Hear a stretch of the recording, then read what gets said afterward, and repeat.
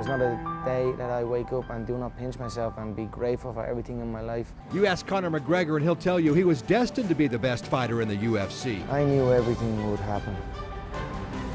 You always hear, I cannot believe it, I can't believe it, but I could believe it, and I did believe it, so that's why it happened. In fact, he's ready to take over the organization. Just give him time. The Zuffa head office, that's where I feel I will head when this is all said and done.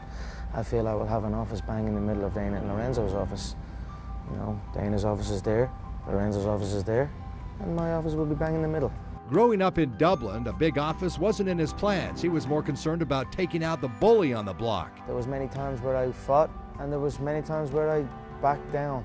So I was no different than any young kid. Sometimes you win, sometimes you lose. McGregor started boxing as a teenager and quickly moved into mixed martial arts. He witnessed his first UFC fight in 2009 and said, "That's what I want to do." He quickly rose up the ranks and found himself in the UFC and hasn't looked back. His last loss was in Ireland in 2010. As one of the two biggest stars in the sport, I asked Conor who would be most proud of his accomplishments, his father or his mother. I think they're both equally proud of me. I mean, to see their son achieve their dreams, they are both big fans of what's happening here.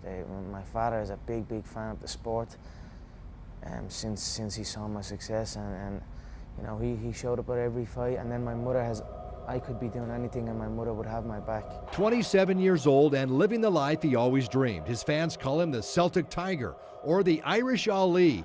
They even say the UFC stands for United for Conor. This story has never been told before. There has never been another man in this position. Even in this sport, you know, before me, no one had a registered a win inside the octagon, let alone headline events, let alone win world titles. So, coming off his knockout win over Mendez, the featherweight finally gets his chance to fight champion Jose Aldo in UFC 194. It'll take place in December in Las Vegas. Conor is already a 2-1 favorite. What else can I say? He went running. Now he claims he's back. We'll see. I'll be there like I was there July 11th. The former plumber from Dublin is right where he thought he would be, even challenging boxing's pound-for-pound king Floyd Mayweather. He recently told The Guardian he'd dismantle him in seconds in a fight that would generate $500 million. Who knows? But that's why they're united for Conor in the UFC. Chris Matthews, 8 Sports Now.